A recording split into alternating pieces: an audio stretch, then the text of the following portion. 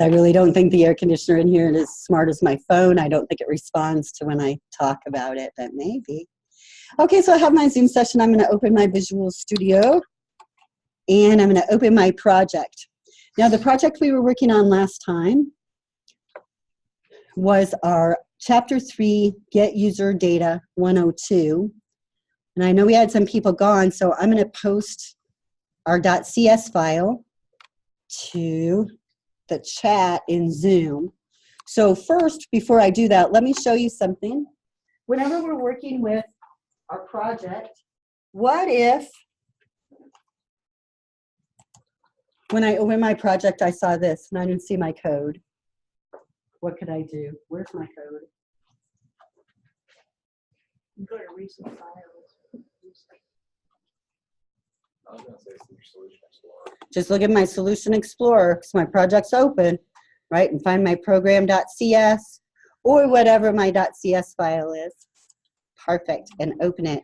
Now, what if I was ready to submit this to Hypergrade and I just need to find my .cs file in my file system?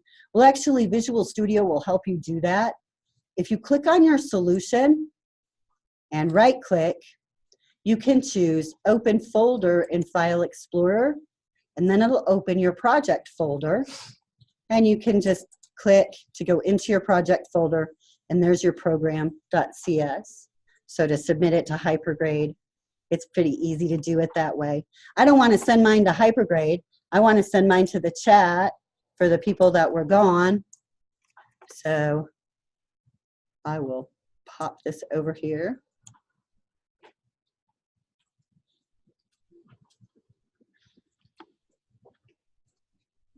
And then you can get that. Dominic's asking a really good question. How do you display something with exactly 2 decimals? Do the REPLs.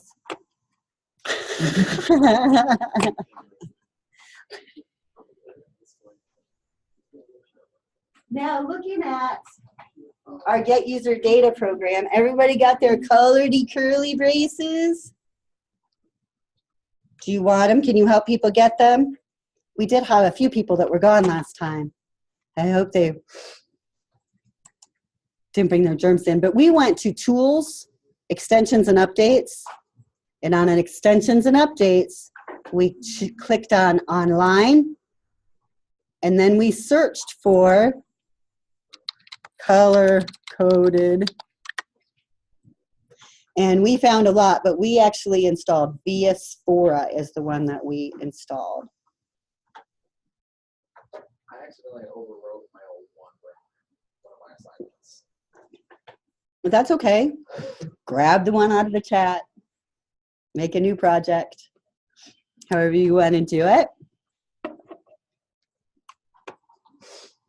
So sometimes I like to create new projects because then I don't have to worry about losing things. In this project, we've changed a lot, and we're going to keep going a little bit more. So for me, sometimes I would like to just copy this, but I don't want it to get too confusing. So we'll just keep changing it. For this program, we prompt for the name and their age. And so far, we've gotten some information in where we issue a hello message. And we've decided as we were going that we wanted to do some comparisons on their age. And we found that to use their age in an if statement, we had to make it into an integer. So we have a convert statement in to do that.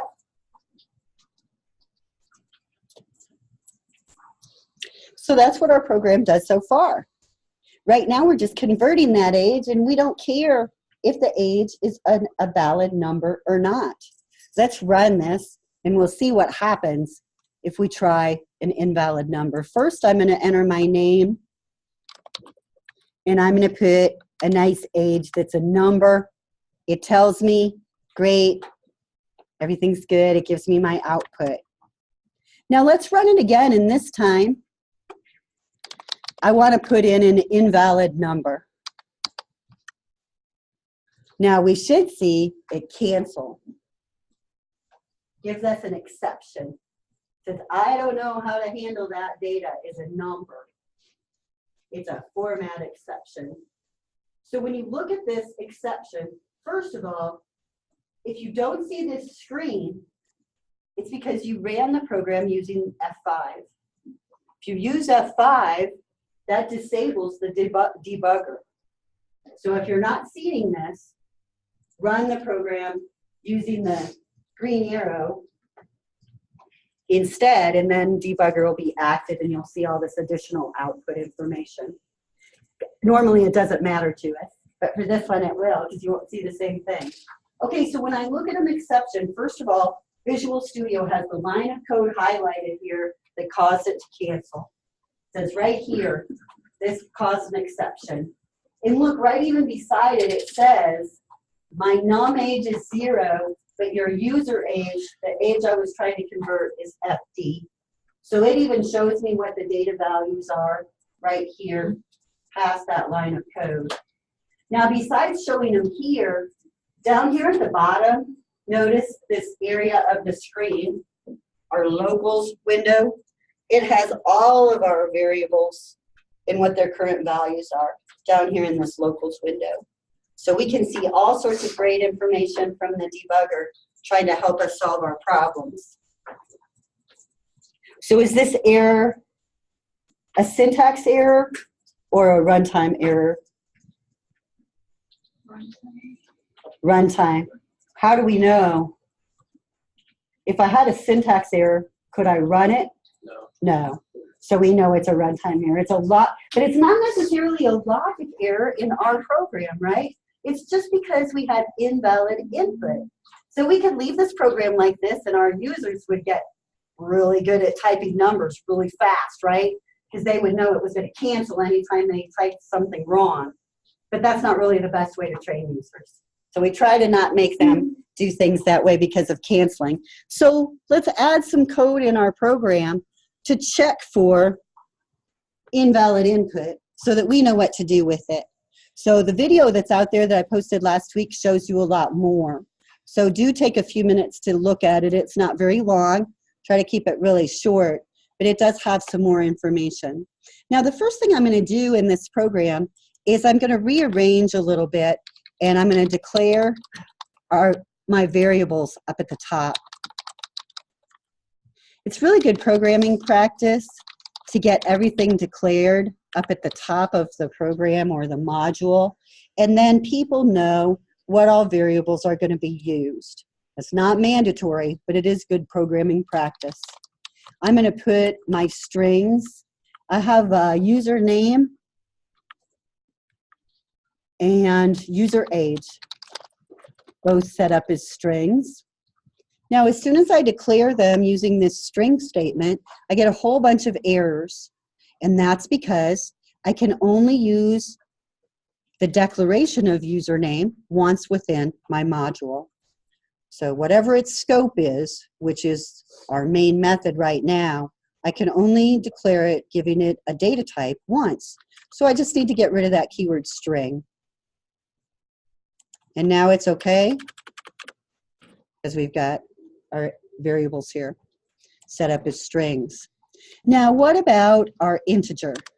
I'm going to go ahead and declare an integer named num age. Now again, because I have it declared down here in my convert, it's giving me some errors. I'm just going to comment out that whole line of code because we don't really need it anymore. We're going to do this in a little bit different of a way. So instead of waiting to convert our age until we get way down here, we're going to go ahead and convert it as soon as we read it. Let's put in a couple more comments. After we declare our variables, we're going to prompt for and read our user input. Now after our user input, we're going to validate our numeric input. And so we need to validate that user age. We read it in as a string, but we would like it to be an integer. So we're going to say, for our integer, we would like to try to parse something. Now, when I say I want to do a try parse, the IDE IntelliSense editor starts showing me some help right away. Well, it says the first thing you need within these parentheses is a string. That's what I expect is a string. Well, the string that I would like for it to convert is our user age. And then IntelliSense says, oh, after your string, you need an output integer to hold your result. Well, I already have my integer declared, so I don't need to use that keyword int, but I do need the out keyword. And I can say I want my output to be placed into the num age variable. Now, the way the try parse works is actually pretty cool, because if it's able to do this, if it's able to take this string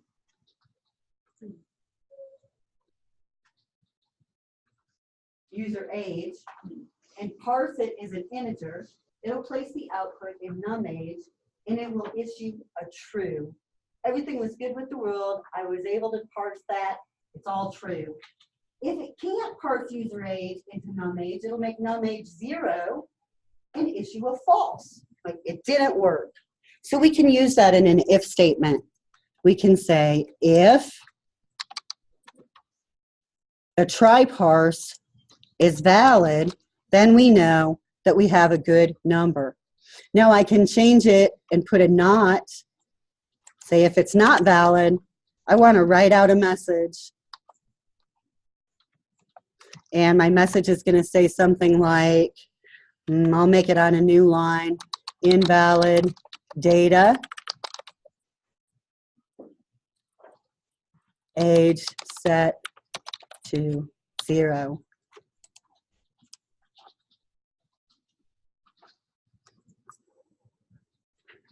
So this try parse is a really actually a complicated syntax in C#. So if you're understanding it, it's one of the most complicated syntax type things that you'll use. The curly braces get people, but this is the syntax that's confusing. But it really is pretty clear if we read from right to left. I want my output in num age. My output should be my user age parsed as an integer. And if you can't do that, then I'm going to write out this message that the age was set to 0. Now my if statement down here shouldn't be giving me an error anymore. It was earlier because now I have valid data. I'm going to press enter a couple of times just to put in a couple blank spaces just to separate that code. Right now this code is getting kind of stringy, kind of long. After our unit exam, we'll see how to create methods or modules so that we can separate our code logically, and that'll make things a little easier to follow. We start getting pretty stringy pretty fast. Okay, let's run it. Now I should be able to put in my name, and I'm going to type a bad age, and it says, oh, invalid data, age set to 0. And then my next message is squished right up against it. So I better fix that. Where I type hello, I'm going to do \n at the beginning so that it pops it to a new line. Now that VS4 thing that we installed is also what's making these \ns the really bright pink so that they stand out in the code, which is really helpful. Don't we have to change the user age on the timeline you get to num age? The output to 0 rather than whatever letter you type in? No, the try parse takes care of it. So try it, put in.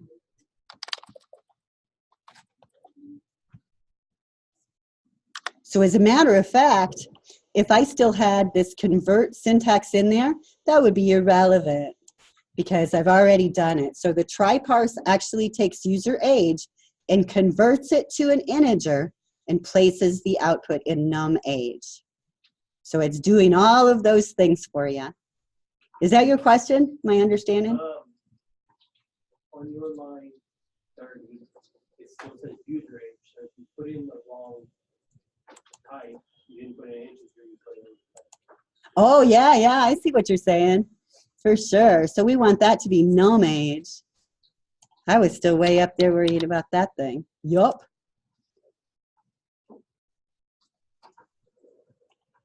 Very good. Any others? Yeah, I was outputting the wrong thing there. Good eyes. Well, so let's do a few more things with our if statement here. If they're greater than 18, that's great. They're old enough to vote. Let's add a little bit more. What other kind of great important ages are there? I'm going to add one. Let's say else if age greater than or equal to 16. How about if they're 16, we write out a message that they are old enough to drive? IntelliSense is right in my way sometimes for you guys to see what I'm doing. Now, first of all, look at that. We hadn't really looked at the else if syntax in C#.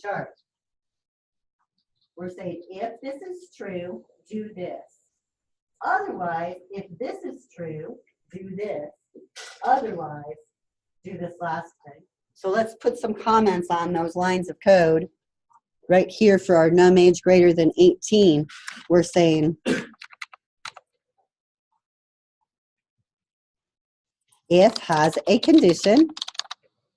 And then for our else if, our if still has a condition. And finally for our else, we're saying any other condition, right? So we can type as many else if clauses as we want. Is it sunny outside? Else if is it rainy outside? Else if is it cloudy outside?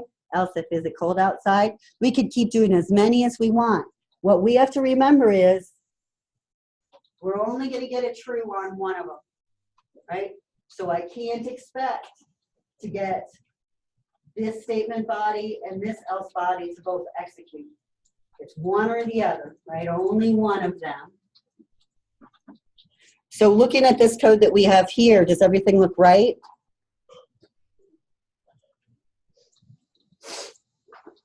Not the C sharpness of it, the logic of it. Does our logic look good? Looks to me like we have a problem. Let's see if we can tell what that is. I'm going to run it. And let's see, I'll put in that I am 16. So I want to get that message out that I'm old enough to drive. Instead, oh, I got that. That looks good. So that looks right. What about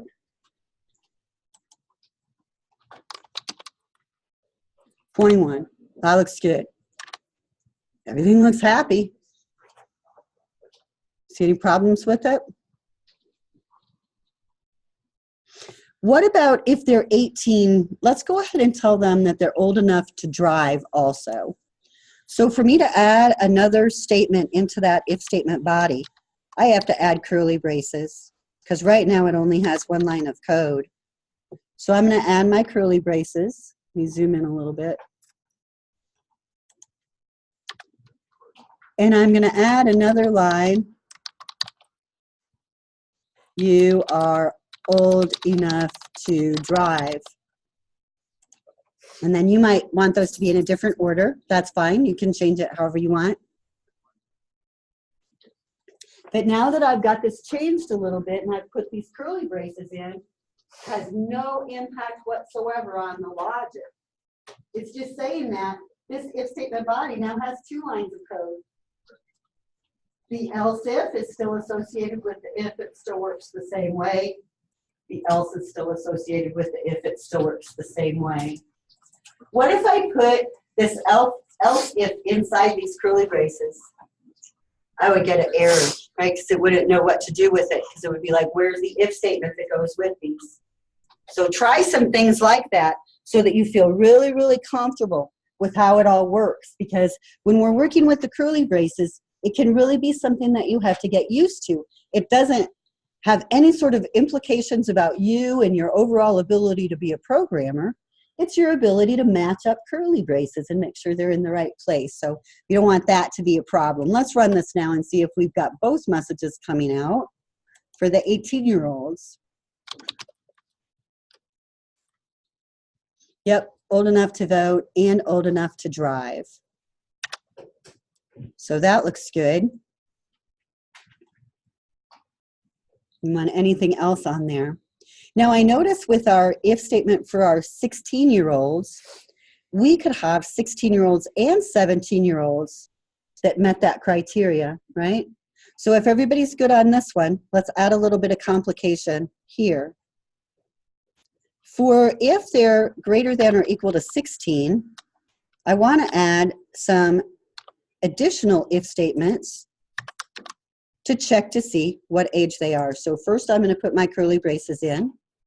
And I think a lot of you guys mentioned sometimes it's just best to go ahead and use those curly braces even if you only have one line of code, and then you don't have to go back and be messing with them all the time. I just want you starting out to know that you really can have just that one line, because you wouldn't believe how many people will do it that way. Okay, so in this one, I'm going to say if num age modulus 2 equals 0. What's that going to tell me? How old are they if that's true? 16? Why is that? Exactly. We know they're either 16 or 17, and if it's an even number, meaning we can evenly divide by 2, we know they must be a 16-year-old. Good job. So let's output some information about that. Happy, sweet 16. And then it always was hard to be 17. We'll put an else clause there.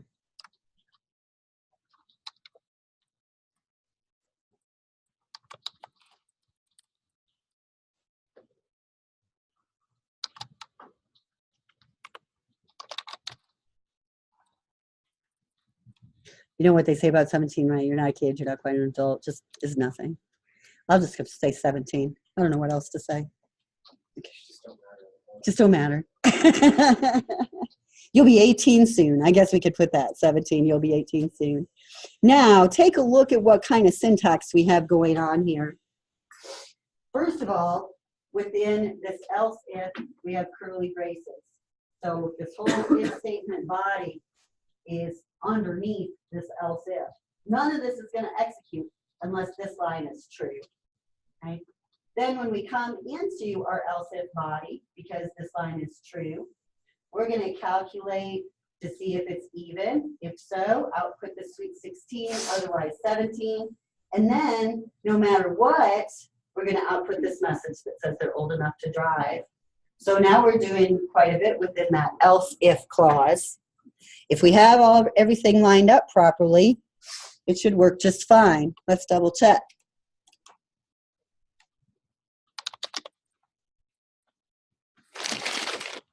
I'll do 16, and it says, oh, happy sweet 16, you're old enough to drive.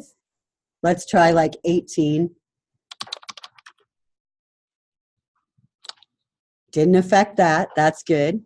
Sometimes we have to test that stuff we've already tested. And finally, I'll do 17, and it seems like it's handling all of it. Now, we want to do one more test here. Let's do 14. And make sure we just get that final message that says you're too young to vote. For 14, they can't do anything, right? Good. So all of that looks great. Now, before we close this program with our if statement testing, we need to add a select case. But, you know, I was noticing if we run this and we put in invalid data,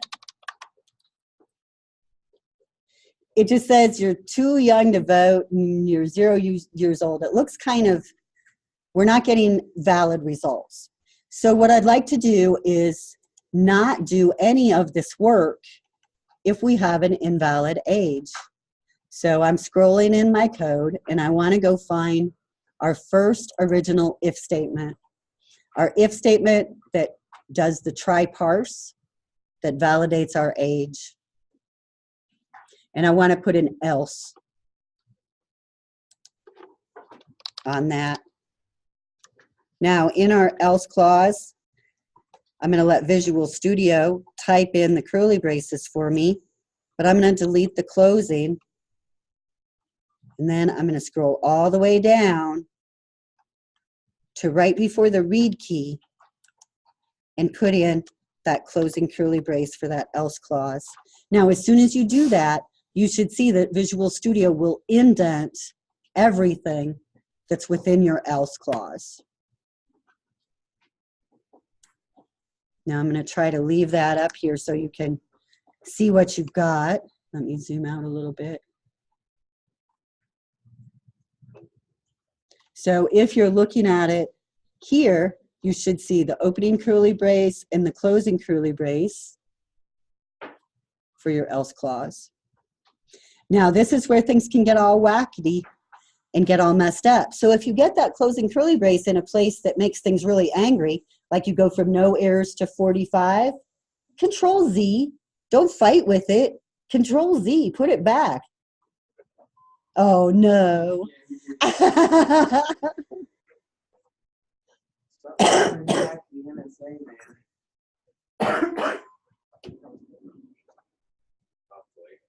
So small fonts. Too hot. You know it is. Is it warm? No, it really doesn't feel that hot. Backplane kind of feels warm. It's all trapped inside. Oh, is that- Yeah, I don't even know if it has any vent. It looks like it does, but I don't feel It has- anything coming out. That's why it has a fan. They don't. Well, or the fans quit. We asked for 2 screens, they give us a 4K monitor. Yeah, 4K monitor and a little teeny tiny computer. You don't get 2 screens. We asked for a better computer, they give us emulators. That's what they are, it looks like. A terminal. Okay, did you fix it? Run it, see if you fixed it. That they made for that, but just, yeah. So now if we type something invalid, we should just get invalid data, age set to 0, and we shouldn't get those other meaningless messages out that are not very helpful when we have invalid data. So where are you putting that closing curly brace? Oh, you are now. Probably not. I kept having problems with mine. I figured out that what the problem was exactly. It looks like it's saying. I didn't delete it.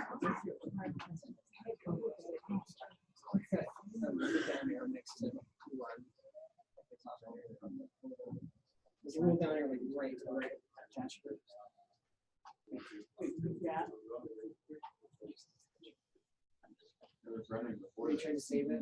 Yeah, I tried to save it. I closed it. And reopened it.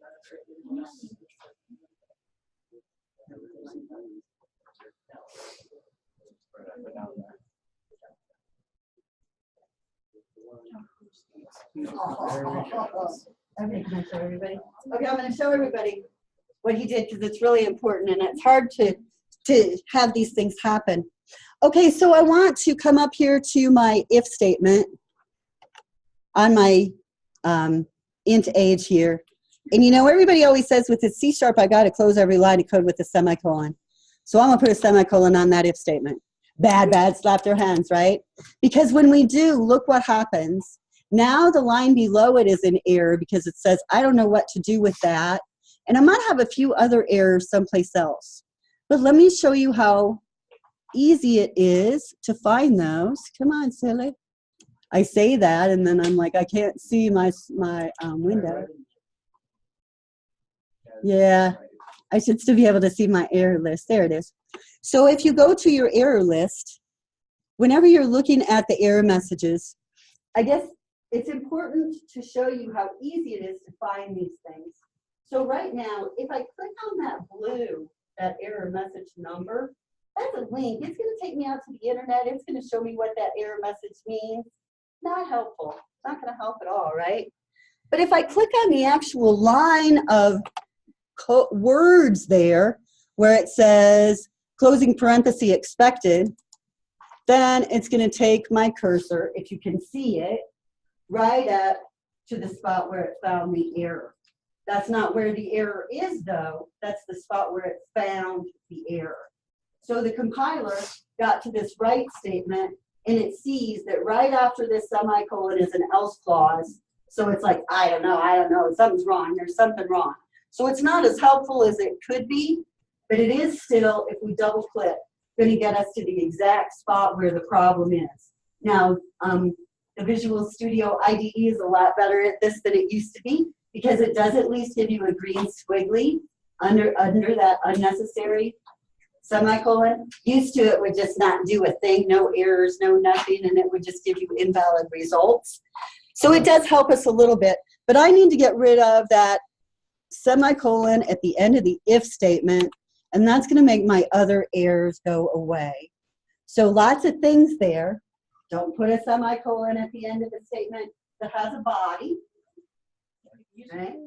If you do, go to the error window and double click on the error message to get to the error. Yes, sir? Is it different on the main website?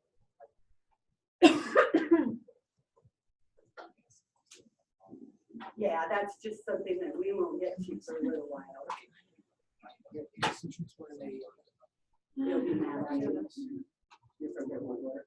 But in the end, it won't be able to get the very last their main methods out and try to bunch. But other than that, it won't. Now, within the parentheses, though, you can delete. So you'll see that that's a little bit different. On your main method,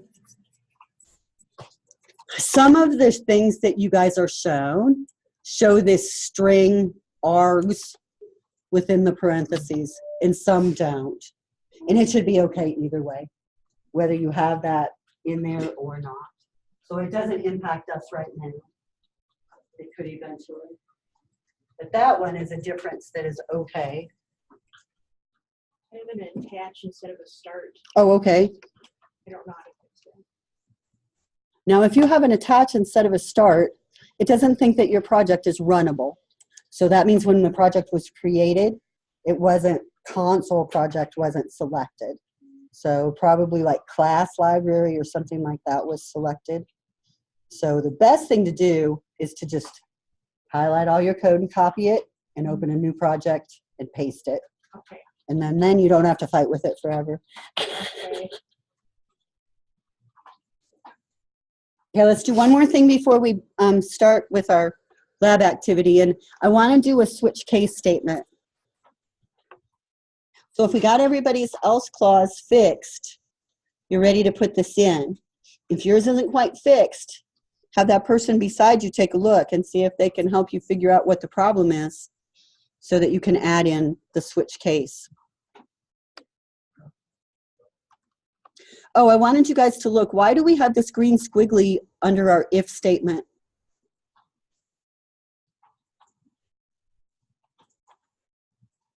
Can you see it? It says convert to method call with question mark, colon, expression inside. That's a ternary if. Let's make it into one of those. Ternary if. So what we're going to be, let's see if I can get it to work. So I want to do a write line statement. And what I want to write is going to depend on what is, I'm not going to do it. Never mind. I'm just going to mess it up. I'm going to let you see it in this activity, and then we'll all be understanding it then. Because in a write line, it's just not a good place for us to use this syntax. So we can do it a different way. Let's set up a string. We'll set up a string called message.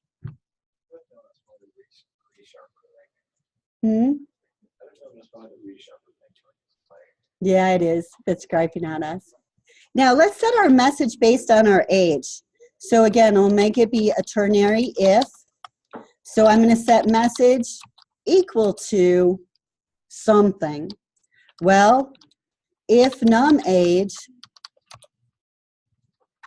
modulus 2 is 0, then I want to set my message to happy, sweet 16. But if it's not, I want to set my message to say 17.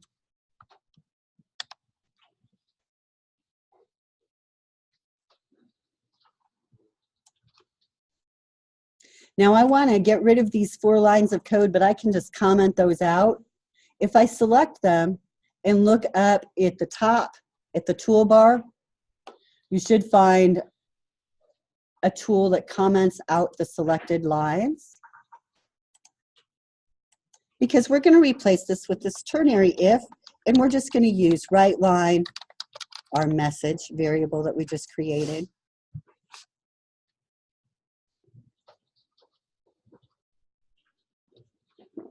So how in the world did those 2 lines of code replace those other 4 lines of code? They're doing exactly the same thing. So what we've got is, first of all, we're saying set our message string equal to some value. Within the parentheses, we have a condition, just like within an if statement, num age modulus 2 equals 0. The question mark says whatever follows is what should happen if this condition is true. Then the colon says whatever follows is what should happen if the condition is false. So if our condition num age modulus 2 equals 0 is true, we should get happy sweet 16 in our message variable. If it's false, we should get 17 in our message variable. And then we're going to print out that message. Try it. Does it work? Is yours back? You came back on? It just likes to beep every once in a Every while. once in a while. Lisa click save. Okay, let's try it. The name right line does not exist. Mad at you. We get 16, happy sweet 16, so it's all working. So this ternary if Oh. is a really interesting thing. And I know that some of you are like rocket science smart, but it took me a few times of seeing that in different programming languages before I totally understood it. So if you want to try doing some debug activities and seeing if you can get it faster than me, that's great, because it did take me a little while because it's kind of an ugly syntax. I like things to be nicely spread out. Other people like them to be all squished up, but I value it either way. So that works great. Let's do one last thing here, a switch case statement. So we want to do switch case. Now a switch case gives us multiple selection options, just like the else if. So we can just keep saying else if, else if, else if. So let's try our switch is the keyword. And then after the keyword switch, we need the name of a variable within parentheses to evaluate. We want to evaluate our num age. Now our switch statement has a body, so that means it has opening and closing curly braces following it. It also means it doesn't end with a semicolon because it has a body. So in our switch statement, we start out by saying, this is the variable I want to look at. Then we have a case statement for each value that we want to be checked. So we're going to say if it's 5, if they're 5 years old, let's do a write line. How about welcome to kindergarten? Bless you. Now this case statement is kind of like the body of our if statement. Whatever lines of code we type under this keyword case will be executed if the num age is 5. So when we're all done then, we're ready, we can get out of our case statement.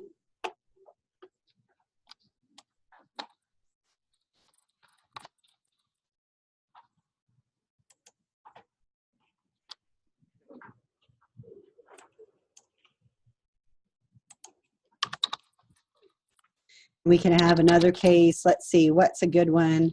I don't know, we'll say 8. What about when you're 8, can you stay up later or something? You can stay up till 9 o'clock. And then we'll break. It's a special thing for an 8-year-old. Now, what about our ages that we didn't have a special thing for? We can use the keyword default in our case statement, and that'll catch everything else.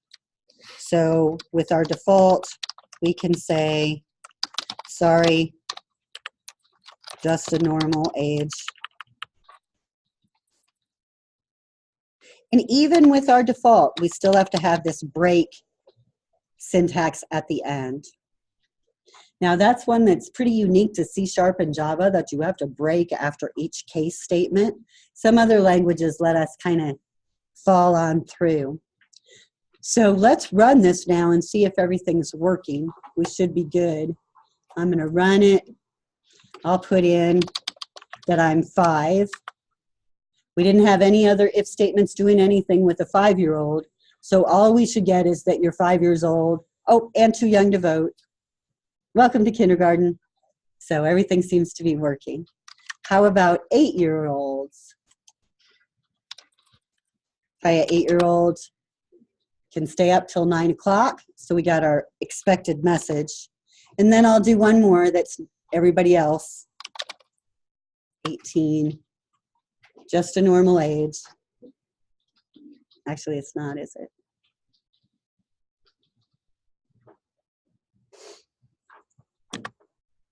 So what if I wanted one for junior high? And I want it to be what? How old are they when they're in junior high? 12 and 13. Let's say 12 and 13-year-olds go to junior high. So you notice that I'm putting my case statements in order. They don't need to be in order. Yes, sir? Could you have multiple cases for, let's say we had like 3 different cases for 5. So is that possible? No, good question. So we can only do what we want for the 5-year-old in that one case statement for the, so it will only do one thing as it goes through. Yes, sir? So going off that, can you say, or can you put multiple ages in there, like case 12 or 13? Let's try it. So Google it for me. How do we put that in? How would I create a case statement that was 12 or 13 so that we could put them both in one to say that they're going to go to junior high? Google it, see what you can find.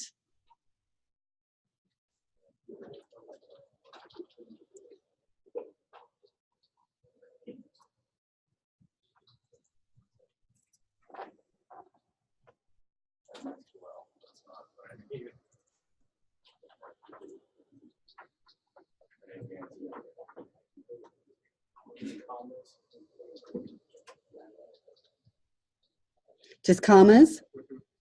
Okay, let's try it. So we should be able to do case 12, comma 13. Doesn't like it.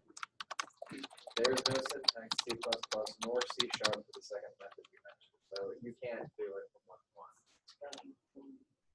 1. That was a, okay, this is the question that they asked. Here's the answer. That's wrong. Wrong. Just shows you how those interwebs are so untrustworthy.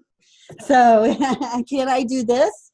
Can I do case 12, case 13? Yes, sir? This is kind of a side note, but on the hypergrade, the number you gave us, wrong, it won't work. Oh, okay, I'll fix it then. Yeah, you're right. It's not what we're looking at right now. So let's get this. Are you guys doing this with me? Yeah, because that's why we're doing this right now. So let's see what happens. You throw all this weird stuff at me that's unrelated. I type the wrong code just like you guys. Break, not default, huh? Okay, so does it let me do 12 and 13? It did, didn't it? So don't believe what you read on the interwebs. That's what they always say. Yeah, you can put them in line like that. You just can't put commas. Can't do an or type thing. So it's kind of a weird syntax. Let's see if that works. It's really weird. Try it.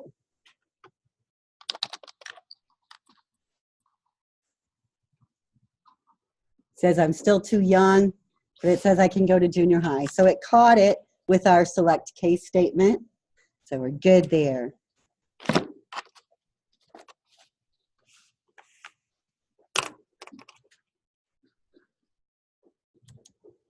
So what we're going to do is an activity to help you guys with the if statements. You are just doing great. And let me switch this here so you can see it. Here's what we're going to do. It says find your table partner. That's a lie. We're going to hook up with partners a different way. I'm going to give you some post-it notes. You and your partner are going to have one color post-it notes. Always write on the back or the sticky side so that your answer is hidden. Otherwise, we all get to make fun of you. So how we're going to do this? We're going to start with a poster to work on. So you and your partner will start with a poster. You're going to try to leave some blank ones around. You're going to try to not cuddle up too many people at one poster because we'd like to get this done and we want each team to be thinking their own thoughts. So try to spread out. We have enough for every team to be on their own poster without cuddling up. You're going to look at the poster and the poster is going to have a code snippet on it. And based on that code snippet, you're going to write what the output would be from that code snippet on the back of your post-it. You're going to stick that post-it to the giant post-it note there that has the code snippet on. Now it says in our PowerPoint to move in a clockwise pattern around the room. I am not optimistic enough to think that that's going to work. You guys just go find another poster that's blank that you haven't done yet when you get done and move around. So what we want in the end is, if these guys' color is this blue, I want to see a blue post-it note on every one of these big ones, but I don't want to see their answer because I want their answer to be on the inside. And they're going to know they're all done because their blue one is all around. So let's see if we can pick some partners. Had a lot of trauma with partner picking so far this semester. It's a sad one, sad one, sad one. Let's see if we can have a better pick this time. So I want you to line up. You'll line up. People up here in the front are the only children. We're going to line up by how many brothers and sisters are in our family. Do you count step brothers and sisters? Up to you. Do you count real brothers and sisters? Up to you. Just line up here, starting at 1 with the only child, all the way to the people that have 27 brothers and sisters in the back. And then we'll split up into our partner, because I want to get the people that are only children away from each other. If that makes sense. What? Are you dying? Are you still sick? No, I wasn't sick. That was my grandpa. Oh. No, Well, get out of here. They'll probably be glad you did. Okay, find your spot. No, that morning class. Oh my gosh. I had this guy like having a meltdown. What should I count him? I don't care. It's not for a grade. 25 and 16. Doesn't matter about age. I need to give them a second sort, don't I? Is that what I have to put, like what order you are in the family? Did you have siblings siblings count, or is it actually? It's up to you. Up to you. If you count them on Christmas, count them today. Should we say it that way? If you don't buy them presents, they don't count. Should be got 0. No, you can't say 0. Okay, we got some movement going on. We're getting there. We're getting there. Okay, he's going up to the front. Let's see this. 1, 2, 3, 4, 5, 6, 7.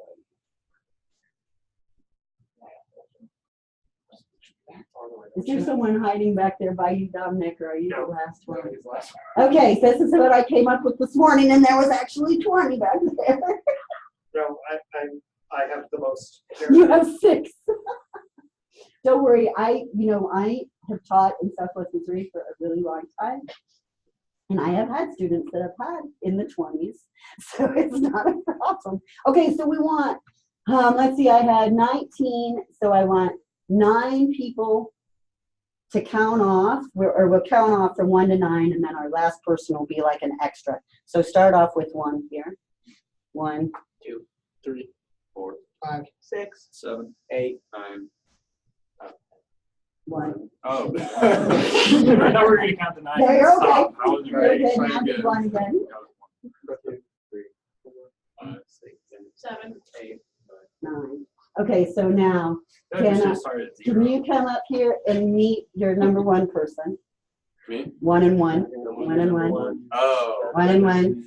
2 and 2. Now you guys can start sliding back a little bit and meeting your people. Let's say hello. Let everybody keep coming. Keep coming. We're gonna find a team that needs you, Dominic. So we're gonna figure out what team needs you. But I gotta see these teams here so I know which one needs you. We got a bunch of really good teams. Let's see. Who wants Dominic? These guys do. I knew you did. I was Dominic, come on I down. was pointing at these guys and the guys right next were like, no, we want him, we want him. Of course, people want you to walk through the whole group. Okay, so let's get started. Now, you're just going to, I say, write down what the expected output would be. If you need to use your phone, because there's some weird syntax you haven't seen yet, you can do that. Hopefully we've seen it all, but I'm sure there's something that's going to get you. Okay, you guys go ahead and get started. Go get started. Do you have enough colors? Uh-huh. I do. Okay, so you guys are set. All right, they got pinks. I had to work really hard to get enough colors, though. Here's your orange.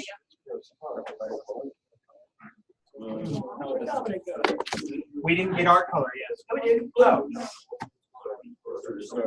Camo colors, and I'll fix that thing while we're doing this. I might need your help, though. So, today just like sneak under the desk. We got this. We're going to be doing it for a while. Okay. And one more. And then you guys will do You're with him. Okay, good. We got it. All right. One trick though. This is a very ugly green color. Yeah, no, that's Do you want this one? that is Here, what? Let's see. We can give you a different one. because we just Purple. Not very many purples. But there should be enough. cool. Yeah. Actually, you guys, that color is super close to one of the others, so we're better with purple anyway. But Jackson, we're much better with that. That is the one that is not being covered first very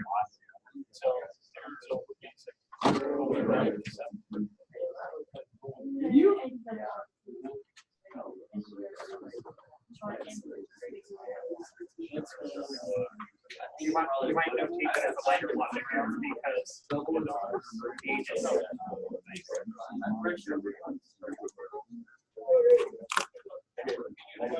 what's the next one? They're about to So the age is 6. yeah, the actual age in me would be an age, right? 16.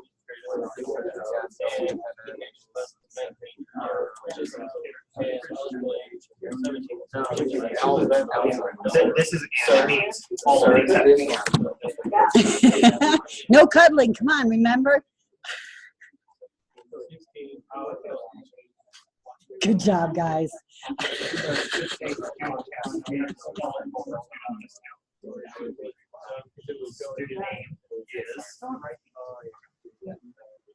When you see a variable like that, you should ask yourself, what does that equal? Because if it doesn't equal anything, then that's a syntax error. Well, it'll kick back an error of one kind or another if you've got a variable, but there's nothing assigned to it. It'll say the variable is not. Well, if you declare it and then don't use it for anything, that's what it is. In this case, if this hadn't been declared and then defined, then when you try to run it, yeah, it would kick back an error that says there's A. We look for it here, there's nothing here. Try to do this one.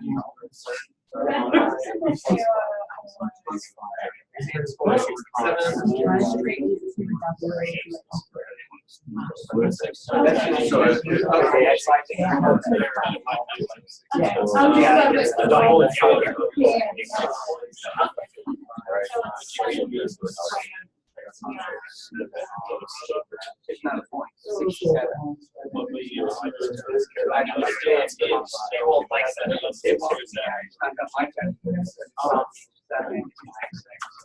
And does it just automatically round it? Like in Python, it doesn't do that. Do that in C#? I feel like if it rounds it, it's basically this.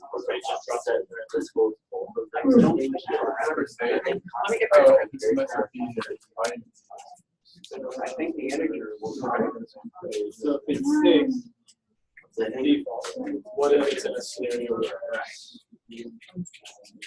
I bet it will round. Because I know character only applies to sure. I bet it will round. That sounds promising. When I make a divisive on C#, it automatically rounds down. Yeah, so in this case, 67 divided by 10 because it's on an int would be 6. There is no case 6. So I guess so. Should output grade is average. I know. So I guess. Yeah.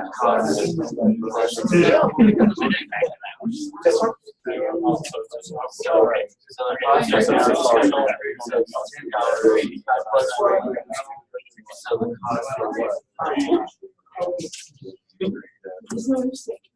Oh, yeah. Here. wouldn't that just end up being the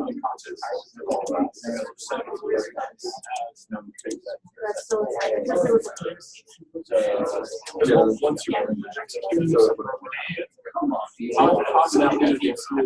if it was here, the selling cost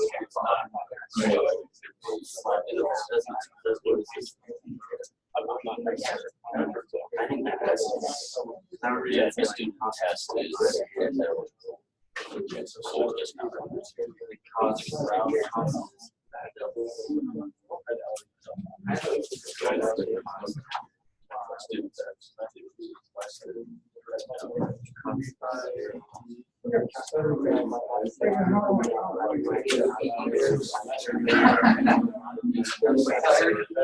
So this is basically just saying case 0. This is just saying case 1 because they just decided to be really clear. Right.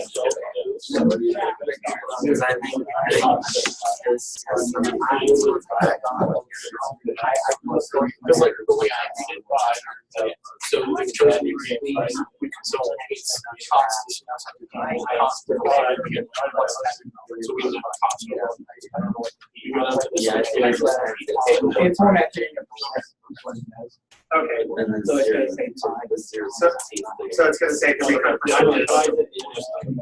I guess so. So if you put a C there, it's Okay, so here's the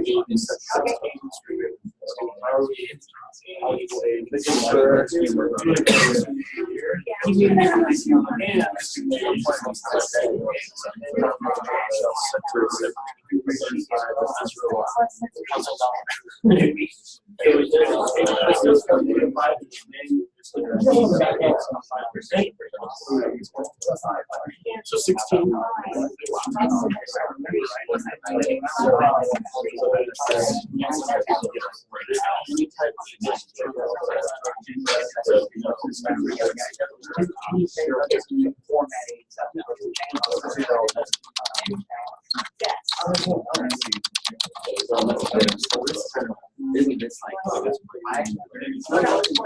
Yeah. That's what I'm used to. I'm not used to that. Is that saying it's pretty good? It's not, it's printed in like dollar currency. Oh, okay. That makes sense. So are there supposed to be curly brackets on this? You'll have to determine what it would do based on what it has. Like, is there a confusing?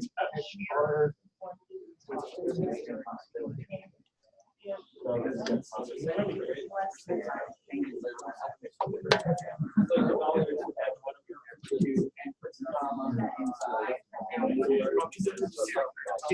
we do that one? And I just,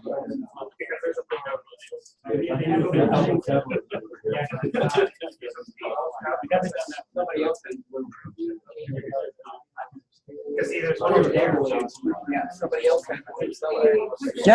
Is there another blue? Is it the same? It's yours? Ooh, darn. What is this one? Do you see this color anywhere? Here's what I will do. Can you replace you guys'? And Or just stick one of these on top of it. And then we'll change. I messed up. I had my boxes all set. And the boxes have putting a star on.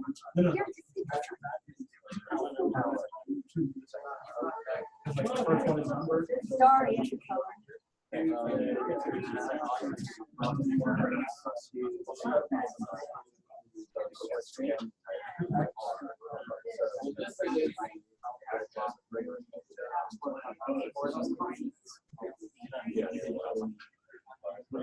We're done. We want them to be more color.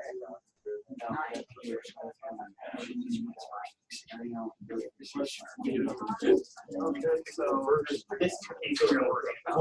These two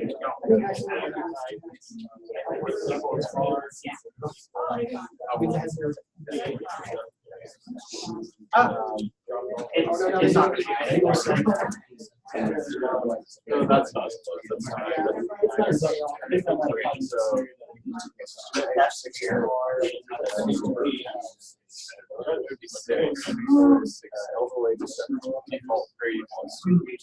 It looks like it's on top sentences. That's true. So you might never take one figure. Just C divided. We only got 6 times the remainder because we have 3 with here.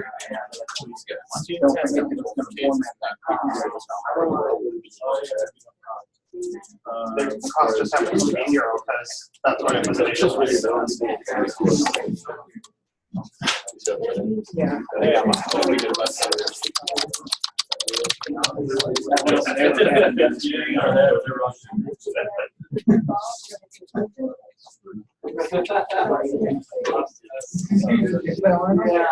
This looks strangely familiar.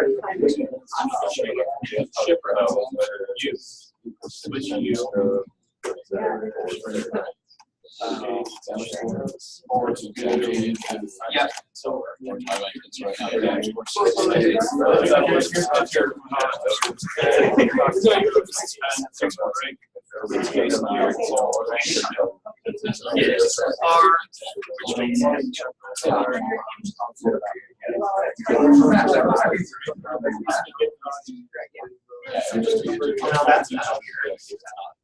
because like it does this for yeah,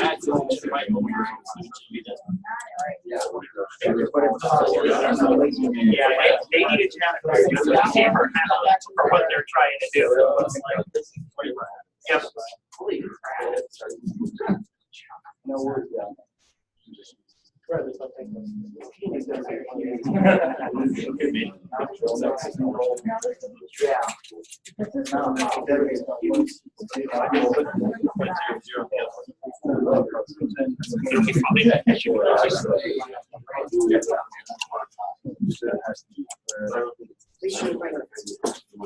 Yeah,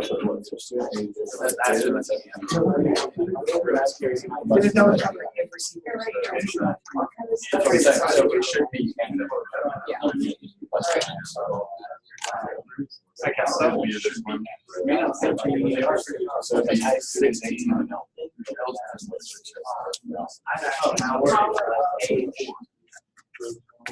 That's just telling us what this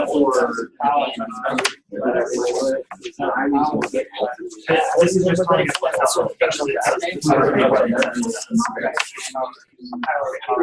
this is saying raise this difference of power.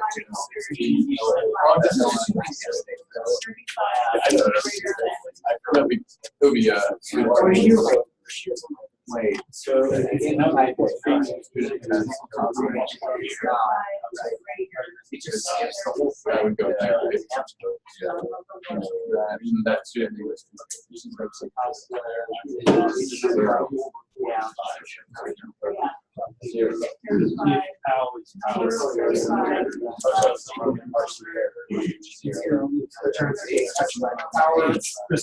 Returns a specified number of leads to the specified.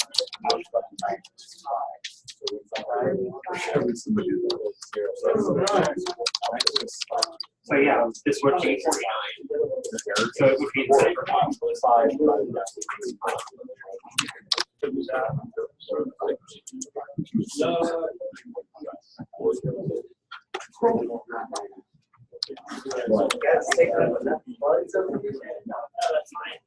No, it's like I didn't have enough windows.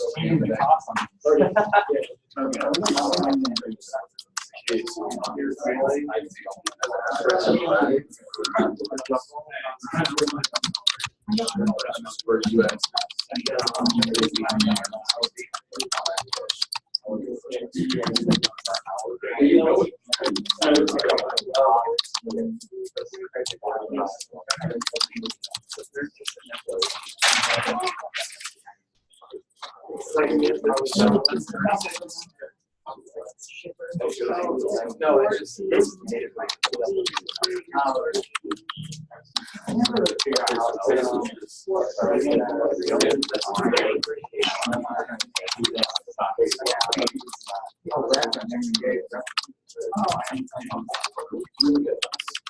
Oh, yeah, yeah.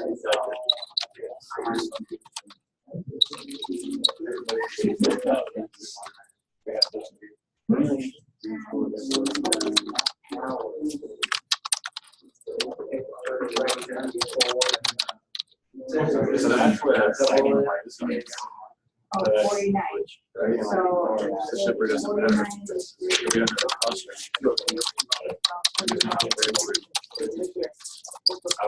we already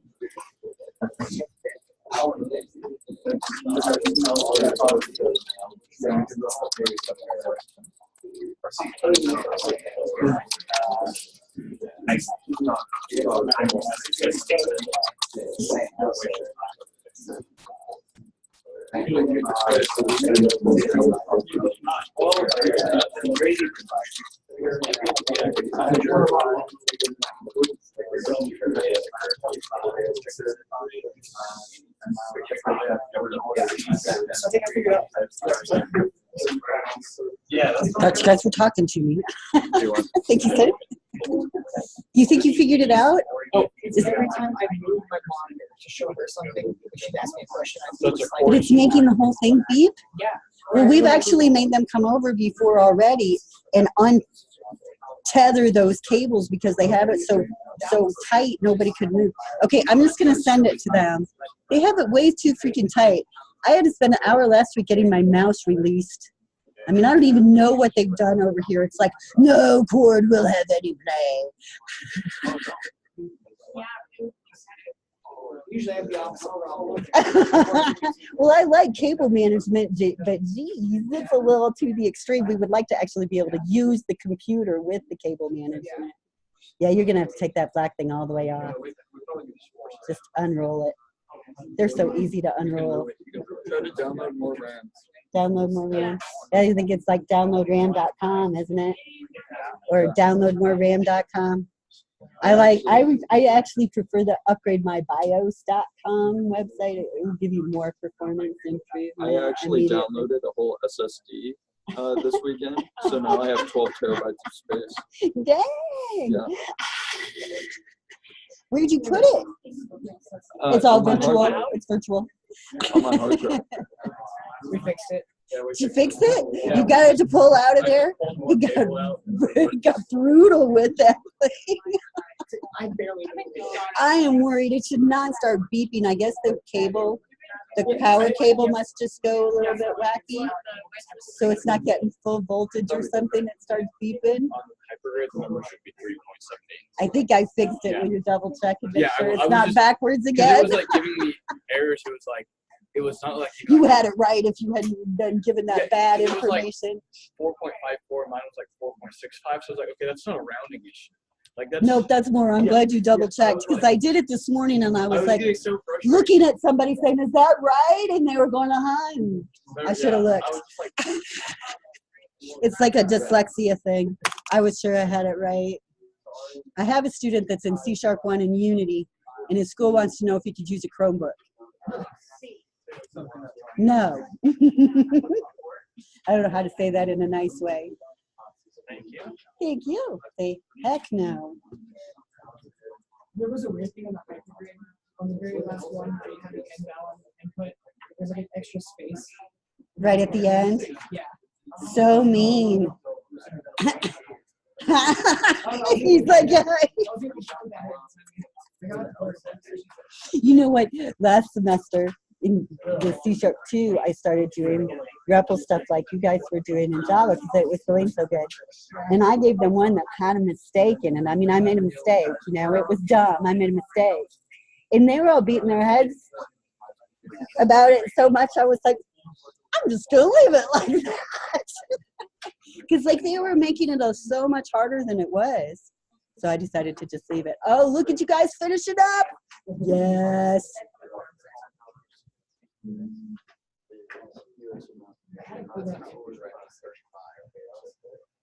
Did you join that Skills USA group in Slack? Okay, so I should be honest. Me and we were expecting to do a deal with one of these. Uh-huh. Get one unity on either because we have one deal but Clayton got too Oh. I spent all the money. So did he get insurance money? No, because he only has liability. He rolled his truck basically inside here. Oh, no, I'm glad he's okay. He's had a bad few weeks, hasn't he? He's had a bad few weeks. Was it recently? No, it happened like back in like Yep. December. It's been a while. Well, talk to him. Decide what if you guys want to just work. I thought you were going to do it in Java. I thought you were going to in C#. That's why it's probably like. Well, if you want to do that, talk to him and you guys can just like come in, you know, on a certain time and I don't have any classes or something and work on it if you want to. It's up to you guys, but I think you would do really good. So, like Friday after that, the game class ends at 10:20. There's nobody in here. And then like on Monday, Wednesday, Friday, if you wanted, I could just like lock the door and leave you guys in here after this class and you could work on it for a while. Both days.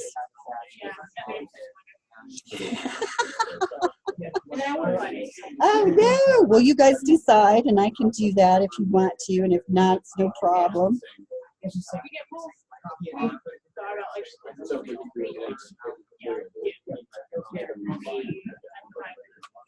Well, and I think I could probably check out a laptop for you guys from the help desk. It wouldn't be a beautiful one, but it should at least run it. So if you want to do it that way, let me know because they will for sure check out laptops for you to take to stay. So we would just check it out now instead of waiting till then. So we can figure something out.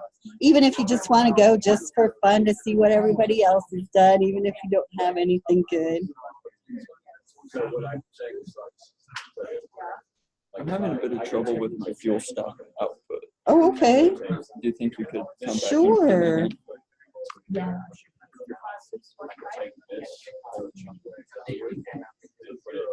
Here, close that, and put that in the next one. all this heat. Yeah. That's not like we do it. Yeah. But with a right, you can do that. Right, okay, wherever the last line stops. That's how it's going. No, I mean, that's how It makes sense.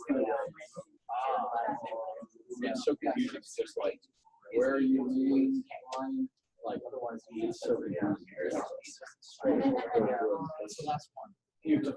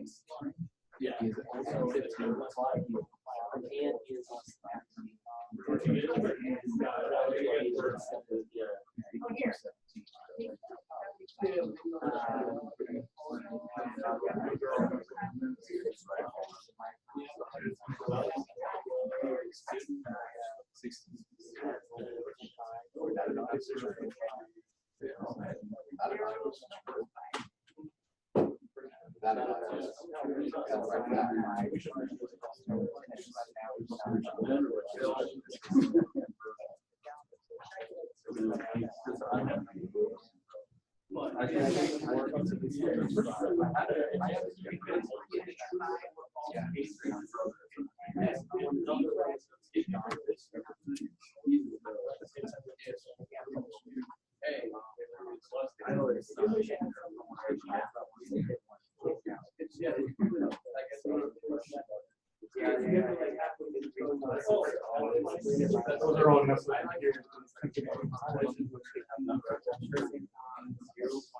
There's only 3 notes left.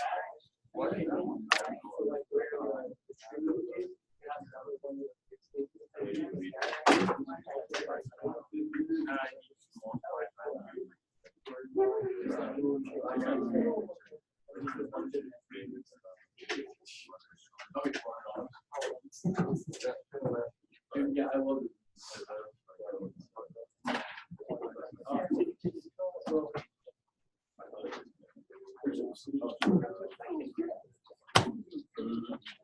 Oh, the other one's sneaky too.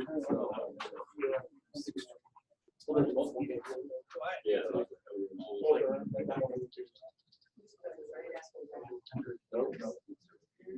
I want to get the first time on that.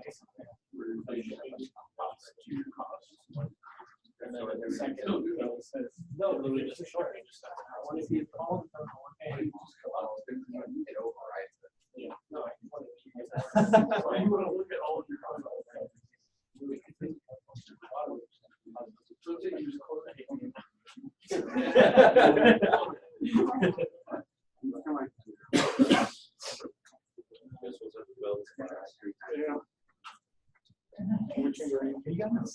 Yeah. So you guys like this.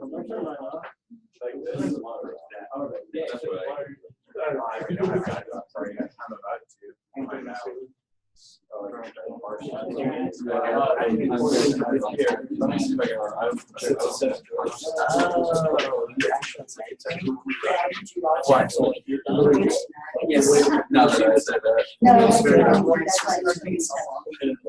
Is this right? The cables were so tight. Every time I'm not screen or something. Oh. Oh, no. Okay. It's good now.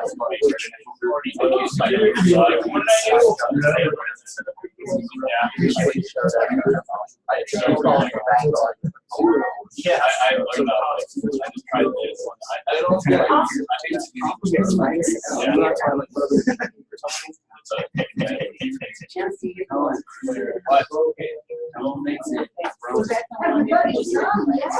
No, this is the gas station. Okay, let's grade these things. Okay, so when we're done, what I'd like to see is, up here in the front, I want to see a whole stack of the Post-it notes for each team that they got right, okay? So our people that score are going to stack them like this. So go back to the poster where you started, grab your partner, and let's go back to the poster where you started. Yeah, find a poster. We'll have to move around a little bit too, because we have more than we had people. So if you can't remember, just grab one.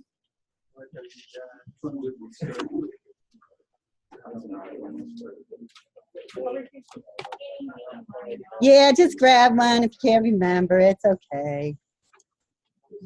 We're not gonna dock your grade. No, no, don't grab it. Just stand there. Just stand there. Dang, put those back. What are you doing? I don't know what he's doing. Stop it. Just a second. Let me get there here. I'm glad you guys said that. I did not realize what was going on. Let me swap. Swap. Okay. Where's poster number 1? Does anybody have it? We had you. Oh, no, we can take it. Can you guys take it? Okay, so what they're going to do after we decide what the right answer is, they're going to look at all the Post-it notes. They're going to leave the ones that are wrong back there, but all the ones that have it right, they're going to come up here and put them across the board and start our columns so that we can see how everybody's done. But remember, nobody knows but you what color you have. So for this very first one, let's take a look at it. It's an age one, so kind of like we were working with. We're starting out with an integer, and our student age is 14, and we have our entrance fee set at 0, and we created a Boolean to say if the student is eligible. What should this one come out with?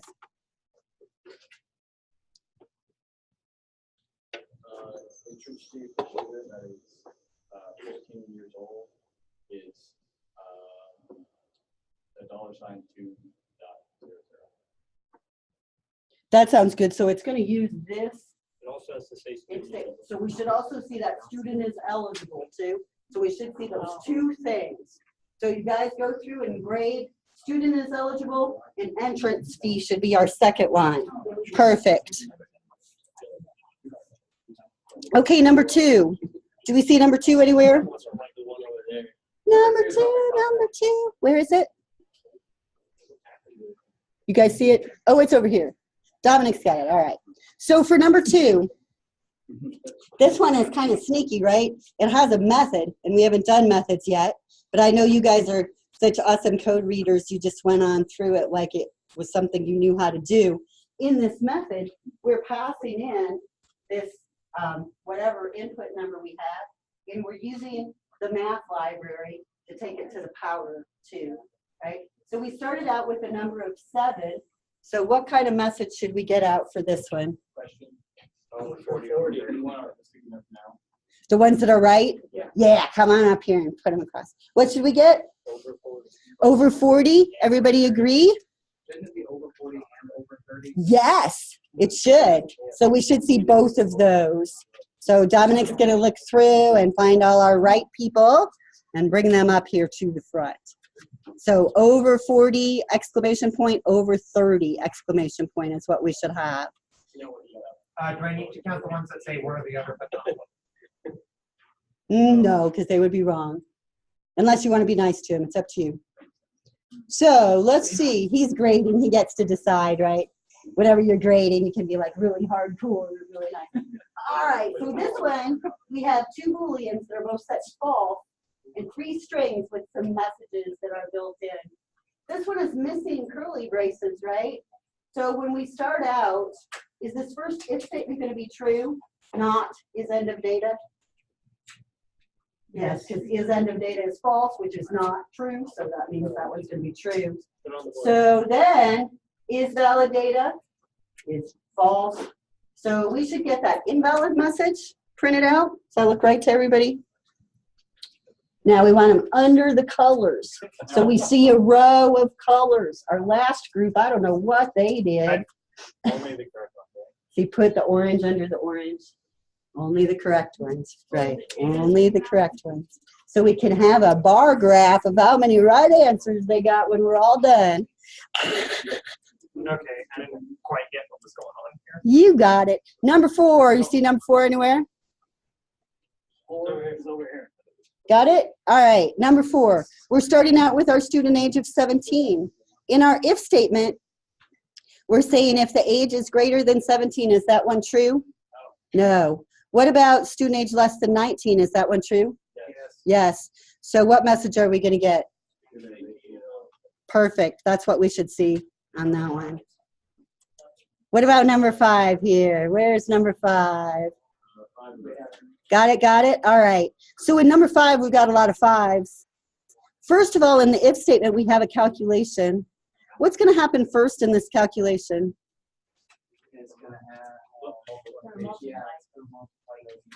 Okay, so we'll have 25 plus 5 plus 5. So we'll end up with 35. Is 35 greater than the result of 6 to the power of 2? It's not. So we should see the less than message. The number 35 is less than or equal to the number 36. Okay? That's what we should see on that one. What about poster number 6? You got it? Okay, poster number 6. Oh, it does one of those ternary ifs. So what are we going to get? Grade is C? C. That's right.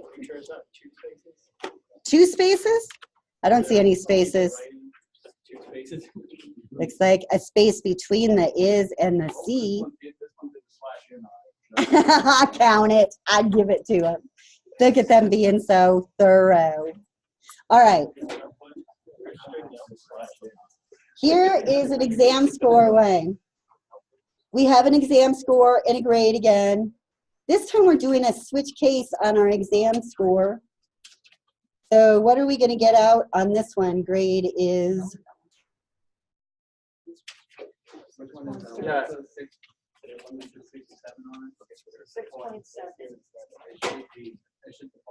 Can I have a point with an integer? What's that answer going to be? So what's the answer going to be when it does that division? 6. So what would our message be? F?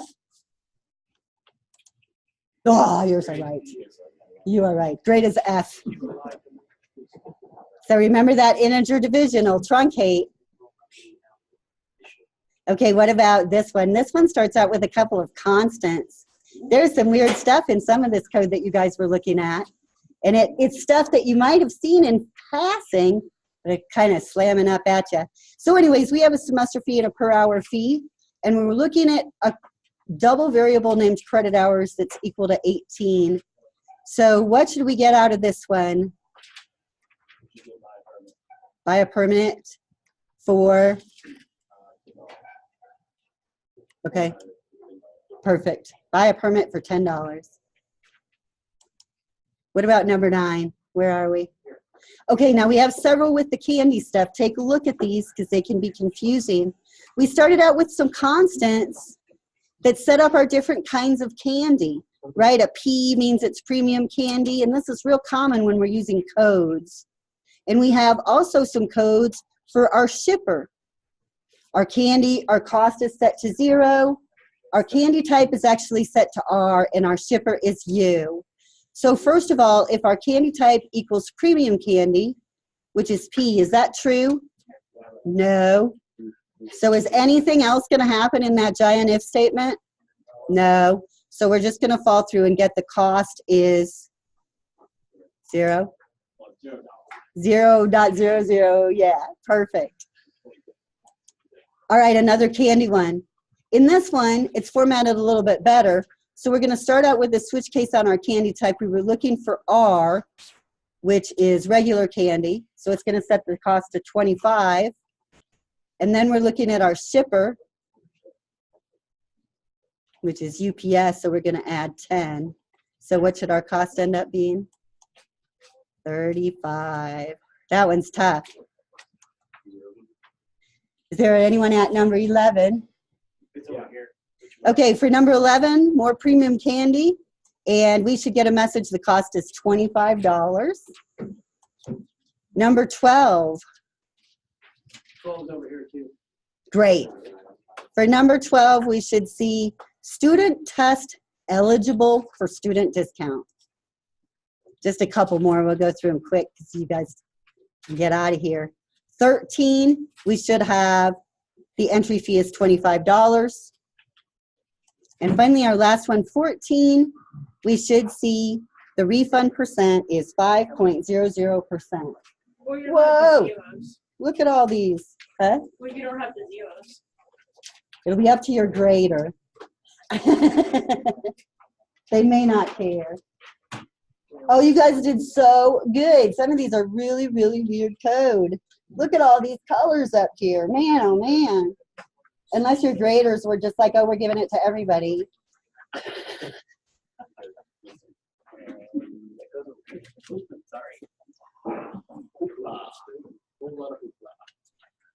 Yeah.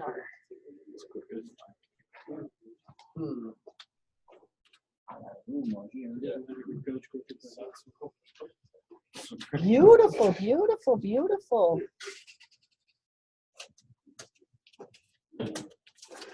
So if you were walking around and knowing what to do and feeling like a little bit good, a little bit challenged, great job. If you had no idea about any of it, get on those REPLs. Don't forget about those. That's why they're out there for you. Remember, everything that's out there, videos, REPLs, all that stuff is all to help you be successful. Because I gotta tell you, I really don't have a lot of fun doing it. I wouldn't do it if it wasn't there to help you guys. So please take advantage and make sure that you're using those to the fullest. Now, do not forget, if you run into a problem on the REPL, submit it. Submit that one and send me an email so I can look at it and help you with it. That's the whole idea. I'm not going to count off. Give yourself a hand. Woo! Great job. Dang, that was some complicated code you just figured out, and we're done. Email me if you run into problems with your hypergrade stuff. Remember, I can see it if you've got it in hypergrade, so I can take a look at it and tell you what's wrong. This one is frustrating with the new line statements. So just relax, look at it. You are smarter than it is. You can beat it. Let me know if you are frustrated. You are smarter. Get out of here. Have a great day. Hopefully I'll see you Wednesday, and we'll have class 2 times this week. When are you gonna get the practice test up? Well, I hope that I have it up tonight if I can find it. Wherever it went. My plan was yesterday. The week 5 stuff is, like, Canvas is new week 4 to week 4 stuff. Right, so don't look at it yet because it's not out there. That's why you can't see it. Because it's not right yet. I can see it in my timeline. I know, it's weird. You can sort of see it, but don't worry about it. I'm still working on it. We have a week 4 tomorrow, and we don't have access to it. Where's that? Systems analysis. Oh, thank goodness. I was You know, if like, I- oh, that's not about to class. Yes, sir. Where's the one video that upset the fuel stop stations? It's not a super much more help than what we did today. Oh, that's what I forgot. I kept thinking, man, there was something else we did.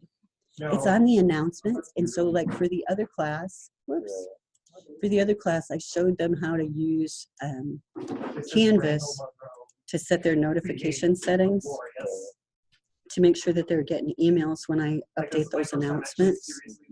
So if you just look at the announcements, you'll see the YouTube video for it. And that helps with the fuel stop? Okay. It should help you validate the numeric data. So that's the part that was causing trouble for everybody. So try it. And like I say, yell if you're still having trouble and we'll figure out what's going on. Okay. It's usually not logic for everybody. It's usually just spacing of the output. So. It's logic for me. Is it okay? Good. I can help with that. So. I just don't know. I think they're like the liters to like the gallons per liter.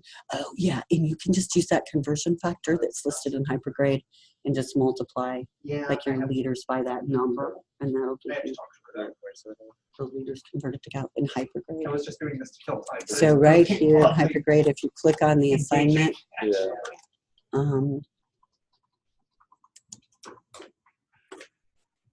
I just added it out there. So that's your, so you want to multiply your liters times that to get gallons. What are liters? That's just one, or you're gonna ask your user for it. Oh, okay. So prompt your user for the liters in the gallons, Right. and then convert your liters to gallons and Oh, compare to see okay. which one they should buy. All right. So you're good, you got it. Yes, sir? So on that one part that has like a tab or something, Uh-huh. I just can't get it to work, and Let's I'm kind of see. We'll fix it. don't want to keep trying.